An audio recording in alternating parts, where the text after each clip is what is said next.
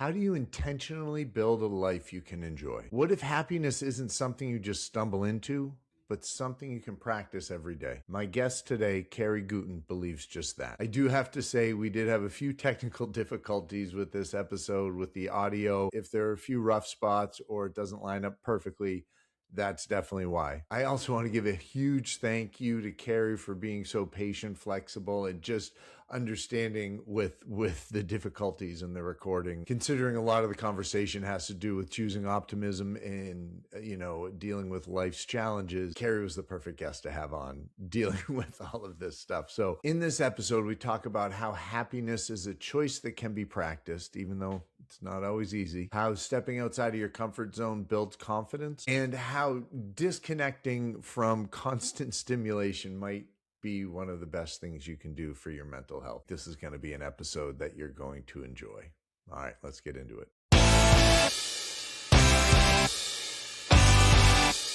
Welcome, everybody, to another episode of the Health Movement Podcast. I'm Derek, your host, teacher, and certified personal trainer.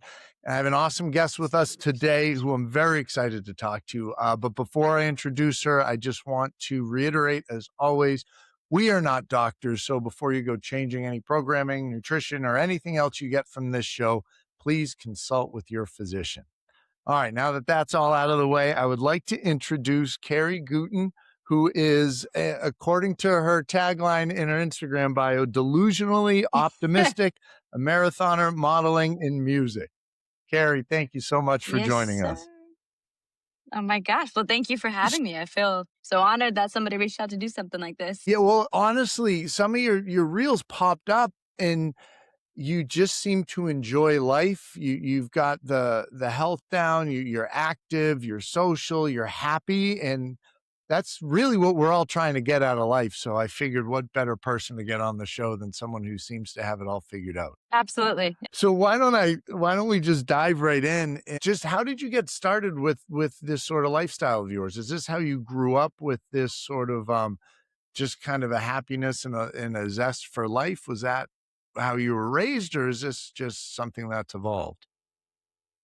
Yeah. A little bit of both. I would say I grew up with parents who were pretty opposite. I had one that was, let's view the world as the playground. You can absolutely do anything. There's no limits. Go, go, go, dream big, don't stop. And then I had another parent who was definitely more, I'll just say it as is it. He complained a lot to the point where it just drove me insane. And so I think I was just surrounded by a lot of negativity in my life, and that just made me want everything opposite. And that is kind of the lens that I have with everything in life. And I don't know, I love the podcasts that talk about like you're living in the moments that you're going to be looking back when you're 80 years old. And like that alone is so motivating to me to just choose the thing, such as being happy, because at the end of the day, that's easier. In my opinion, it's easier to be happy than to be sad. They both take effort, but you get to choose. And it's funny how you'll find whatever you're looking for. So if you want to see all the negative stuff in life, there's plenty of that out there, but there's so much good. And if you focus your energy on seeing that, those things you'll notice more and more often. And it's how you choose to perceive the world around you. So I love that you were able to find that and make that distinction. Yeah, I think partially my purpose here is to just give people a ridiculous amount of optimism because that's something about that just fires me up when I see somebody that I love so much going after something that they love so much. I'm like, you really can do anything. And I think it's just part of my purpose to spread that and make people believe and know that whatever life they want, they can create, honestly. That I love that. In the fact that you said you pointed to a friend and it wasn't you, it was somebody else. And that's a sign of a true friendship and somebody who, is genuinely caring and gets joy out of seeing other people succeed. That's one of the best things you can do and you can see is when other people, they have a goal and they work their butt off and then they Hmm. achieve it and you're just genuinely happy. I agree. That's the way to go for sure. Yeah, it fires me up. So marathons, when did you start running marathons? How many have you done? What's that turned into? All right. Yeah, marathons have taken over my life. Yeah, I have Right. always had the zoomies. Let's just put it that way. and I've always loved running. I grew up doing track and dance and soccer and all those things, but I never took it seriously whatsoever, especially not distance. And then moving to Austin, if you move to Austin, you will start running, okay? Everybody here is on that wave, but I remember so so specifically, um, I was just having a bad day and I was walking around the lake here in Austin and I was the only person that was walking. Every other person was running and they just had this like flow state look to them. And I said, that's what I want. I want that. Whatever they have, that's what I want. And so I bought all the gear the next day and I just started running and absolutely fell in love with it. And my first marathon was in Austin 2 years ago. It was amazing. So I ran 2 marathons. I ran the New York City Marathon as well, which was like a real life episode of Ted Lasso, if you've ever seen it. My Yeah, yeah, god. I have seen that. Yep. Oh, yeah. Yeah, there you go. It's just such a human experience I think everybody should try, either if you're watching or running. It just the love that's unconditional from people you have never met in your life because they see you doing something that is so hard makes you wanna cry. I think it's so special. I think with athletics or sports or some sort anything, in that realm, when people are doing it, they know how much effort goes into it, how much hard work and just how difficult it is, so they genuinely want you to do well, and they wanna help you Mhm. along the way, so that's funny. You definitely see clips of people struggling, and strangers will pick them up and start jogging with them, Oh, and you're right, yeah. that's awesome. And you will see every walk of life out there. You will see people of all shapes and sizes, people without legs, people in wheelchairs, and it is it's just yeah, you wanna cry when you think about it. It's and that's why I call it like a Ted Lasso episode. It just makes you feel so good, even though you're probably bawling your eyes out and in so much pain the whole time. Yes. I haven't done a marathon yet myself. Maybe someday. I ran track in college and I did the sprints. And once the turns started happening, I was like, I don't know, coach. I don't know how I feel about these long distance runs. But Hey, good on it's you. yeah, It's so hard. it is tough. It is tough, but I've gone through injuries, and now that it's getting better, I've definitely started running Mm. more. And I think once you lose something and you get it back, you definitely have that appreciation for it. So I don't know. Wow. Maybe if Yeah, you what's that story? Come up to Boston for the marathon, and I'll run Oh, that one with you for sure. I would love to. That's on the bucket list. I'd love to do all the majors someday. Yes. You're gonna have they have one where it's 7 continents in 7 days. I feel like that would be right up your alley. What about the travel time? Yeah, oh, Like, does that yes. work? I'm sure it's a steep cost to get that one going, but, with the social Hey, media blowing up, you can get some sponsorships for sure. heck yeah. That's the ultimate goal. I want to run around the world because what better way to see a place than on your 2 feet? That's a great way to put it. That's a great way to put Mhm. it. So what's the next one you got coming up? Next one I have coming up, it will be in Boulder, Colorado, Oh, which that's I'm very beautiful excited there. about. Yeah. Yeah. Have you ever Yeah, I been wanna out run there? through nature. Colorado, yes, never well, haven't been to Boulder. Wherever Red Rocks no, I think that was Denver. But I've been to Colorado, I've been up to Vail, and I know how tough the elevation is. So, Mm. doing a full marathon that is also so I've heard a difficult course is gonna be really, really hard. I do have a goal, and if I don't beat it, I'm not gonna beat myself up for it at all because I know it's gonna be a tough one. I'm Well, I very think at excited that though. point too, it's the goal, finishing the race or even going through the training and everything. It's a long time to train for those. Although I guess if you're running all Mhm. the time anyway, you're kind of starting that, but there's definitely a lot of ramping up that you have to do as you get ready. Oh, yeah. I will say though, I've gone skiing out in Colorado a couple times, and the lack of air, it definitely messes with you. So that's gonna be a challenge for sure. I know. It's gonna be really hard too. But yeah, what you just said too about running all the time and kind of being ready for it, I feel like yes, I'm always running, but I'm not always doing distance, and so I'm kinda in that zone where I need to ramp things back up again, and it feels like I'm starting at ground zero, but my ground zero is now up here, thank God, because I do run so much. So, Yes, yes. we're getting it back. Oh, that's good. Now, do you have, running buddies? Anybody who does these marathons with you, or do you kinda just fly solo and pick up, whoever wants to join you at the time? Yeah. Honestly, I equally love running alone as much as I love running with people. Specifically, if I'm doing long runs, I kinda like to run by myself because talking is hard, and I just love the zone that I get in where I'm Mm. just silent, I'm with my thoughts, I'm with my body, and nothing else matters. And at the same time, running with friends, that goes by in 2 seconds, and it's incredibly motivating. So, as far as running with people, I go to a run club here in Austin. It's called Good Pain Run Club. I don't know if you've heard of it, but quite literally some of the fastest runners in Austin, Texas go to this run club, and it is the most humbling and motivating place I've been in because I do distance and they do distance now too, but it's a lot of sprint workouts. So I'm using a lot of different portions of my body. But all that to say, when you're Oh, surrounded by hundreds of people where their normal is to run half marathons, is to run 100 milers, 50Ks, uh-oh. that then becomes your normal. And that's like where my brain is at, where I want to do 100 miler just to see if I could do it. I want to just sign up for a half just because it's insane. I got you, I got you. Yeah, those ultra marathons, and once you get to that level I have a strange feeling, though, that's where you're headed. These 26.2s are not gonna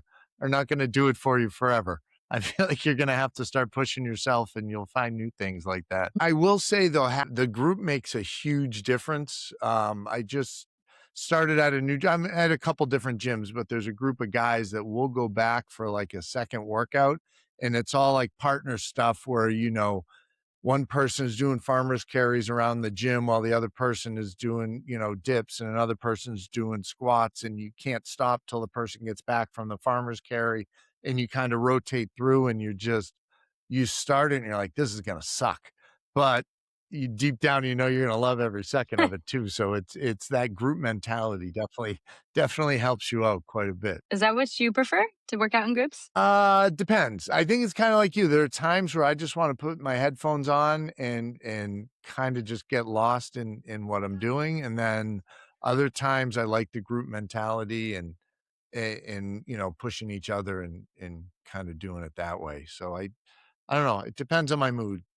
Um, Early morning, I think I like more doing it on my own. I do think you need both to Uh run with people and to run by yourself because I think you don't really know how you are if you're always running with people. You don't actually know what like your pace might be like, or the thoughts you should be thinking about are, or how your body's actually feeling because you're distracted the whole time with friends. So again, I think running by yourself is also extremely important and cool. And this is my hot take, but I think everybody should run without music at least a couple times because Oh, a couple reasons.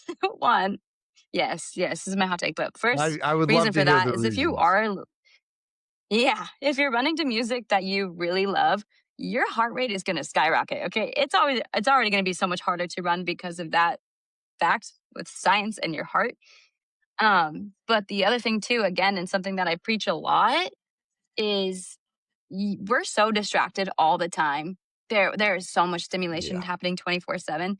When you go on a run and you are totally unplugged, you have nothing to think about except the thoughts that are right there, maybe the thoughts you haven't had time to think about. And if you're going on a 10-mile run with no music, that's a beautiful amount of time to be thinking about whatever it is that's going on in your life and just get to know yourself. I love that. I that actually I'll have reminders pop up on my phone where it's like, your limits for the day or whatever it happens to be, and I definitely catch myself too distracted too often. I'll watch TV and I'm playing on my phone, and I'm like, "What am I doing?" Right? Like, this is awful. So I Yeah, like it's that so idea of real. just unplugging and Mhm, giving yourself mhm. a chance to think.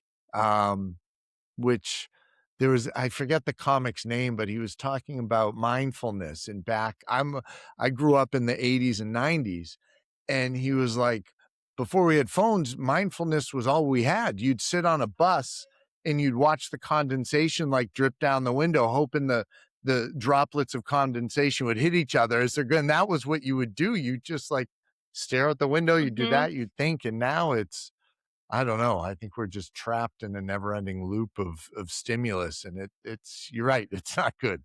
It's definitely not good. Yeah, absolutely, and that's also the same reason why I think you should be running outside. I think treadmill runs are just hard as Yeah. is, but I think It there's a is lot so of boring. things in our life that can just take us out of nature and just, like, we're just detached from our roots, And I just think running with no music outside is one of the most, like, just human things that you could possibly do to connect back to everything you need to connect back to. Agree with that 100%. I do think we're not outside enough, and especially with, people's jobs are far more sedentary and behind a computer and all that, and there are so many studies Mhm. that show the benefits of sun exposure and being outside and just, being in nature if you're able to live in that environment. So, Carrie, you're right. You nailed that one 100%. Oh, yeah. It's it's everything you need in one activity. It's funny you say run without music, but one of the big things you have on your page is music,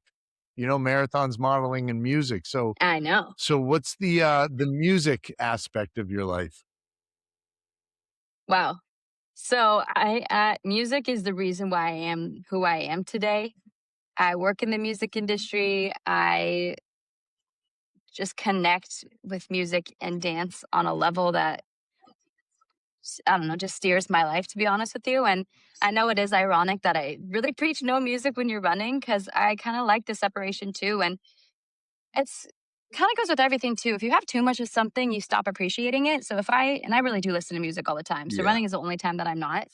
Um, and don't get me wrong, I used to run with music and I used to love it. But then I discovered running without it. And I was like, oh my God, this is so, so nice. And then once I pop back in my headphones outside of running, I'm like, oh my gosh, this song feels like it's the first time I've heard it again. And it is just doing something to my soul. that's awesome. Is there a specific genre you like or something you lean more towards, or is it depending on your mood, you hit, 10 different genres? Boy, I've been all over the map. I think one of the hardest questions to ask somebody who works in the music industry is what music do you like?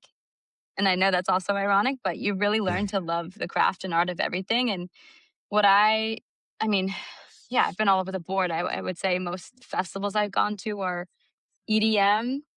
I love me some EDM, but I love the multi genres, the house and the disco and the jazz and R&B and indie and rock a little bit. And it depends on my mood. So I think there's some things that I enjoy more in person than just sitting and listening to, and that has changed a ton because I would only be listening to EDM 24/7, and that's changed a lot. It's funny because going to these EDM concerts and raves and stuff are exhausting and you get dehydrated. So can we talk about like how to fuel your body and get ready for the show? I was like, all right, man, we'll talk Oh, about whatever that works for me. So I might those need some two of your worlds, insights. yes, yes, they work. That's yeah, my those worlds combine so well. I will take running gels with me to festivals, to I'm gonna carb have to club. have you come on the show with me so you can back me up on these. Of course. Gotta take care of your body. If you're dancing for 12 hours straight, that's like running, 3, 4 marathons right there. Oh my gosh, yeah. And yeah. You meet some people there too, I imagine. That's definitely another group sport. Mhm, absolutely. Yeah, dancing's a love language for me, and that's another thing I preach to. I don't care what I look like on the dance floor at all Good. because it feels so good to just be comfortable with your body and explore different ways that it can move, and, if there's a you're dancing and there's something that feels really awkward and weird, like, go explore that.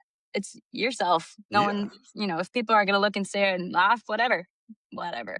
Yeah. No, I like that. I heard a quote that, it said embarrassment is, an underexplored emotion. So just let loose and just enjoy yourself.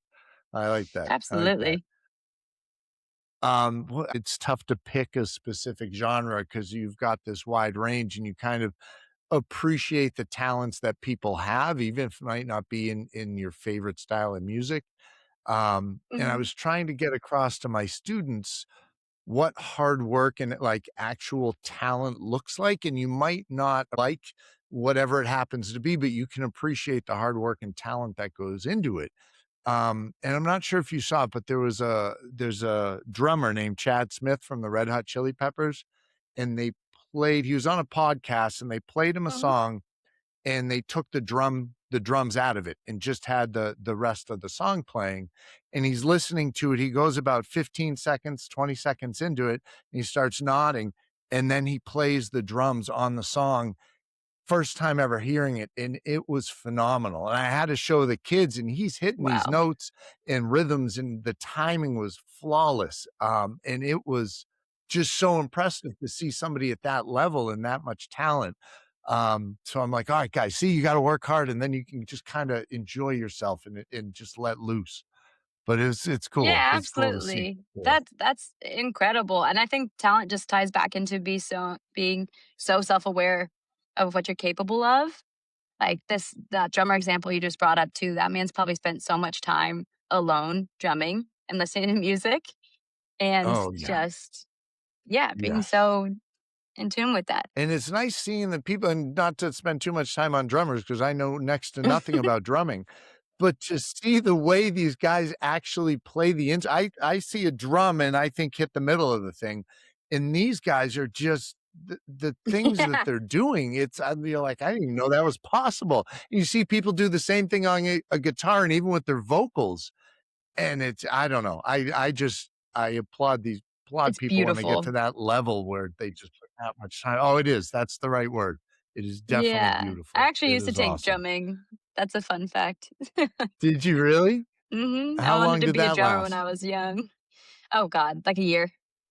Long Oh, time ago. I can't drum. I played piano, but I had trouble with the left hand going in rhythm with the right hand, and then God forbid I try to Ooh. sing while I'm doing both.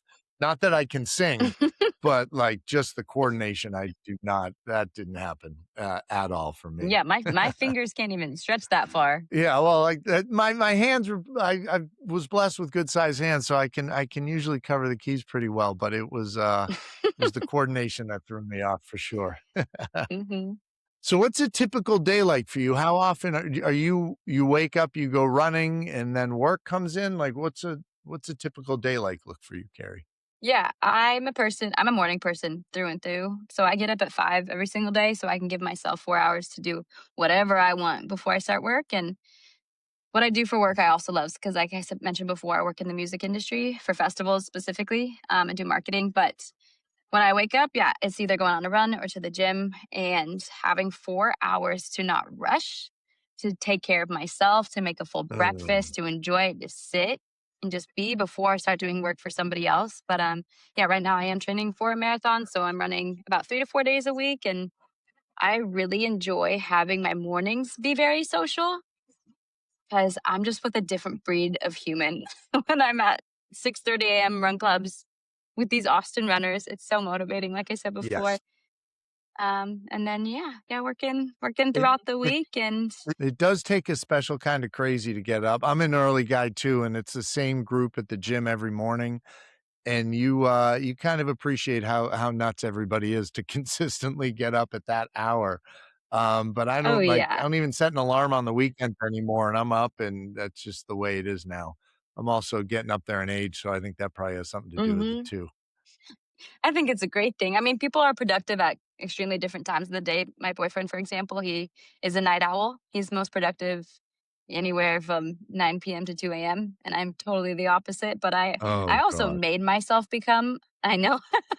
I also made myself become a morning person. So I remember in high school, actually, I would get up at, I don't know, maybe 5 AM, and I would actually just roll out of my bed, put on my shoes, and go. I wanna brush my teeth, wanna turn on any lights, I would just go outside and go on a walk and force myself to wake up that early every day because I don't like to rush, and if I can give myself that much time in the morning, I'm gonna take advantage of that. Oh, I do love that. Those hours in the morning, they are peaceful. Those and you get it all to yourself too. There aren't too many people up at that hour, so you do get some time to yourself for sure. And, making yourself a morning person too, I'm not sure if you're familiar with there's a neurologist from Stanford named Andrew Huberman, I'm not sure if you're familiar with him, but he said he said it's a Yeah, couple days, if you can force yourself to get up early for 2, 3, 4 days in a row, your body will adjust, and then you become that morning person. So you can get your boyfriend mhm. on board and make that switch, although then you wouldn't have time to yourself, so I maybe you know. wanna keep it opposite a little bit. Exactly, yeah, there's benefits to all of it too, but also, if you're just simply not productive in the morning, then what's the point of waking up early? Yeah, that's true. No, that's definitely my most productive time. I think it's a good thing being a teacher the day, like, the students leave at 3:15 because come 4:00, I am definitely not nearly as productive as I am. It's also I've been up for 12 hours, so that that might have something to do with it too.